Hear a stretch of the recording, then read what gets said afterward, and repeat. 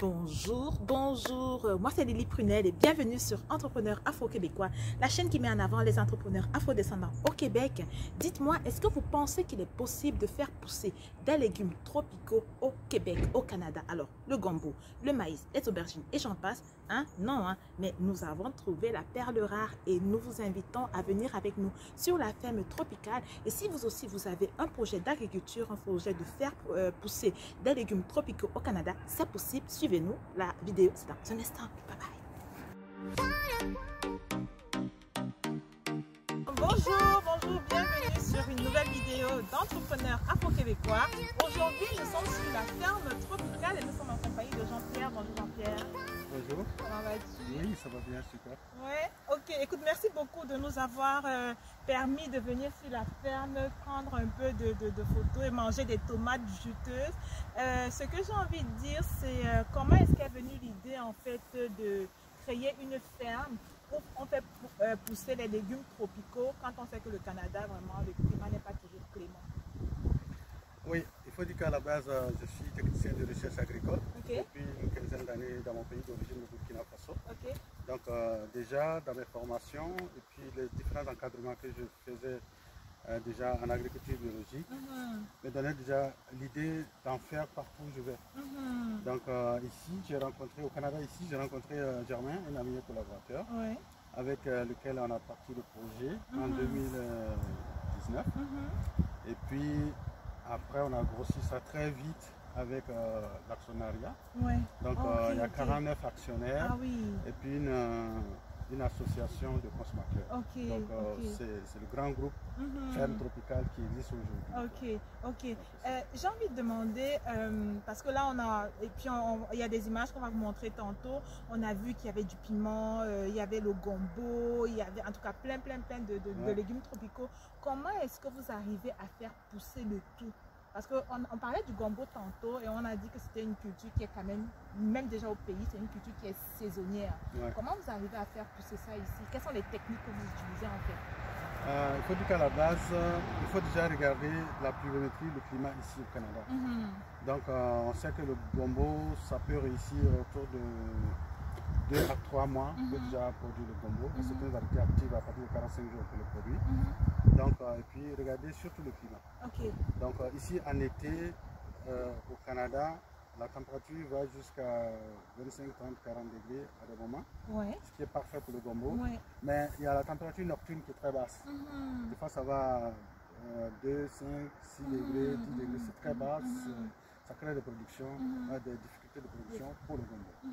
Alors, ce qu'on essaie de faire, c'est de couvrir le sol de paillis chaud. Donc, on a un plastique noir qu'on couvre pour réchauffer un peu la terre. Ça aide le gombo à produire. Il faut bien viser la bonne période, qui est début mai jusqu'à août, voilà.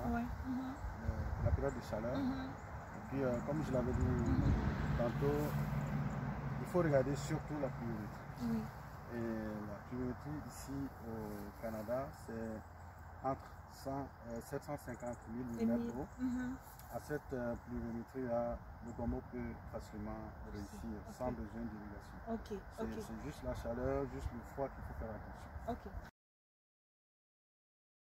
Quels sont les points qu'il faut considérer s'il y a quelqu'un qui aimerait lancer un projet comme celui-ci, je ne sais pas moi, ailleurs au Québec, les points principaux, parce que vous ne voyez peut-être pas là, mais le terrain est immense.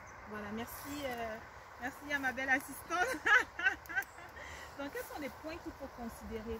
Genre, à la recherche du terrain, les financements, est-ce qu'on commence avec son argent propre, est-ce qu'on a besoin d'équipement?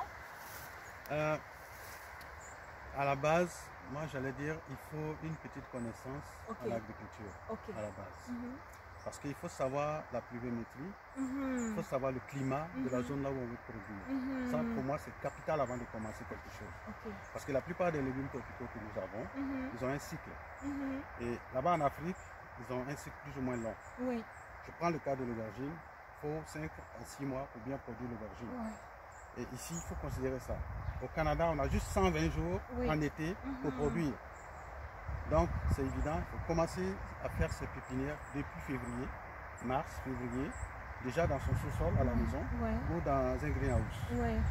Donc dans une serre, en oui, fait. Et après, en mai, il faut les transporter en champ pour espérer que ça puisse produire en 120 jours qui restent. Parce qu'après ça, tu as des gels qui commencent. Donc, c'est délicat. Il faut pouvoir viser le cycle de la plante avec la pluviométrie et la température, le climat de la zone là où vous voulez produire. Ok, donc c'est pas qu'on peut décider je vais produire à Montréal. Ça ne fonctionne pas. Parce que nous sommes ici au Canada où nous sommes très limités par le climat. Il faut considérer ça pour pouvoir avoir un résultat. Parce que moi je suis allée directement, les financements, le terrain. Maintenant il faut d'abord étudier la zone. Il faut d'abord étudier ta zone, étudier ce que tu veux planter, connaître le cycle de tes plantes, la vie de tes plantes. L'endroit où tu veux produire, le sol, la terre, il faut avoir une idée. Ensuite, il ne faut pas ignorer, est-ce que le besoin est là dans la zone où tu es? Oui, c'est ça. C'est très important. Donc, il faut analyser tout ça avant de se lancer. Donc ça, nous on a eu le temps de faire tout ça. Et puis au début on hésitait parce que la période était très courte. 120 jours c'est court. Mais on s'est engagé parce que quand je prends par exemple la plupart des légumes que nous produisons ici, moi je compare un peu le climat du Canada à celui du Burkina Faso. En ce sens que le Burkina Faso, c'est autour de 750 à 1000 mm d'eau par an. Le Québec, ici, dans la zone où nous sommes, c'est autour de 750 à 1000 mm d'eau aussi par an. Donc, à peu près la même chose. Et je me suis dit, ok, on pourrait essayer, on pourrait le faire.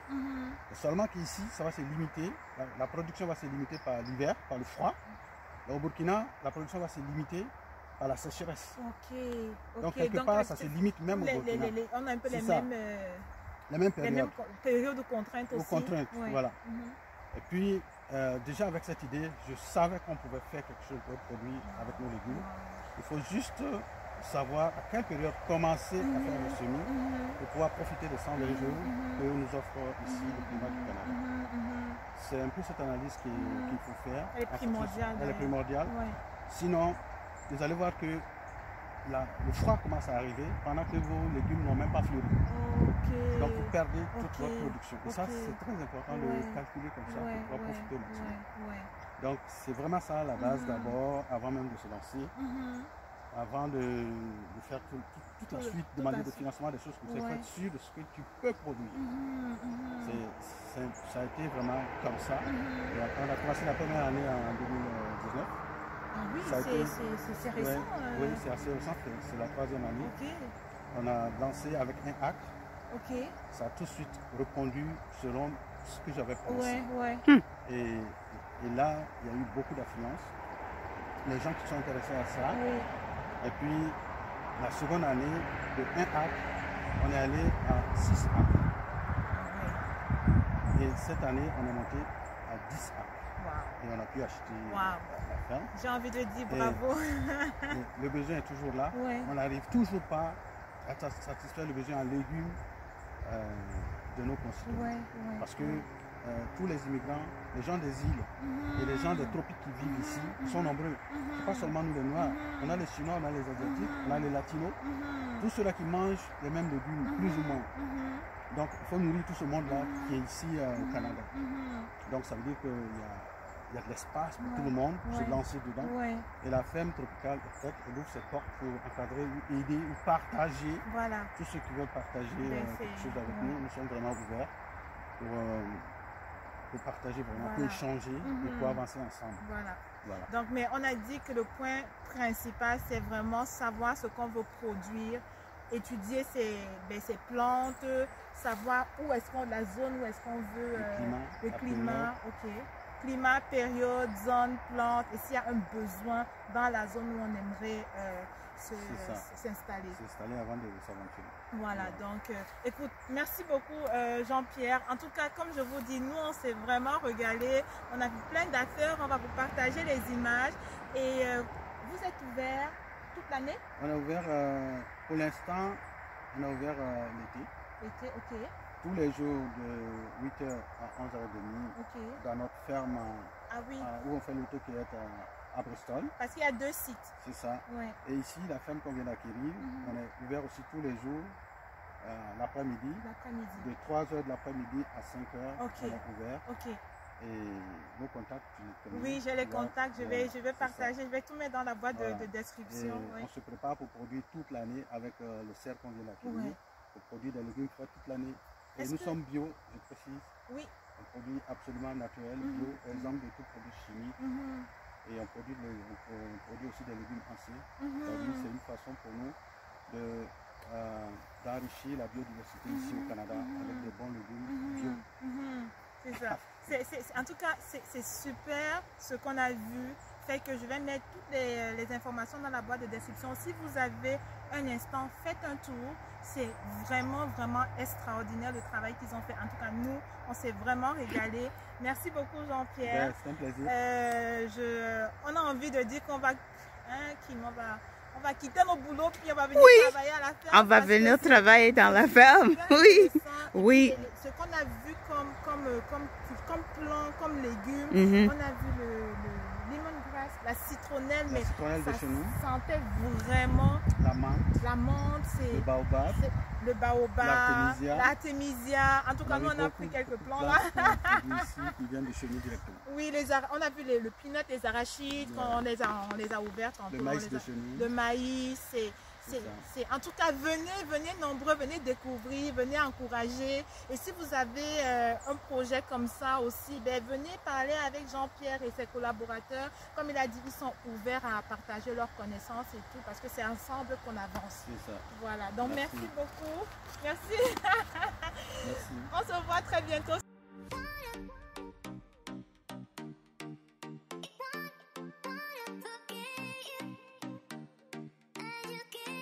Cueillir ça et puis c'est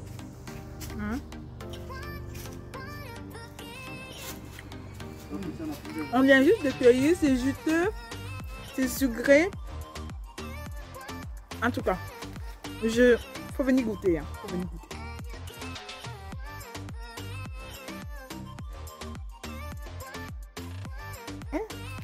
Ici tu peux essayer du lait.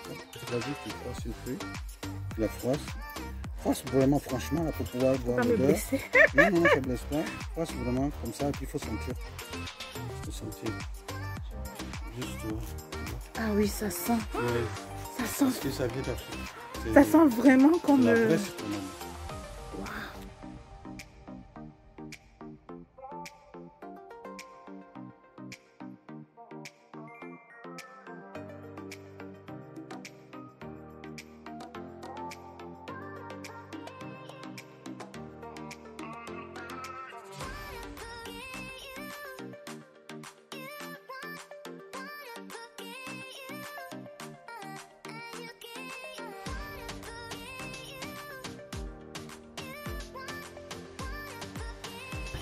Là, on fait la cueillette des peanuts. Voilà. Ce sont pas des petites bulles. Waouh. Voilà. Ça, c'est les arachides. Les arachides. On va juste... On peut ouvrir et manger. Quoi? Là, ce sont les arachides. On va juste ouvrir ça. Oh wow, si tu fais ça pour sécher. On n'a pas besoin de sécher. Non, tu peux manger ça comme ça. Tu manges ça comme ça? Oui, ça, c'est une peanut fraîche là. Ouais, mais vas-y, tu peux prendre ce... Peanut. Donc moi j'ai une gousse d'arachide là. Moi je vais juste la casser. Pas le bout. Mais bon, je tiens le téléphone avec une main là, fait que ça va être compliqué pour moi, mais c'est that's just peanut. Ouais, c'est ça. Ouais. C'est ça. Exact, c'est ça. C'est ça. Les arachides. Yes. Voilà. Exact.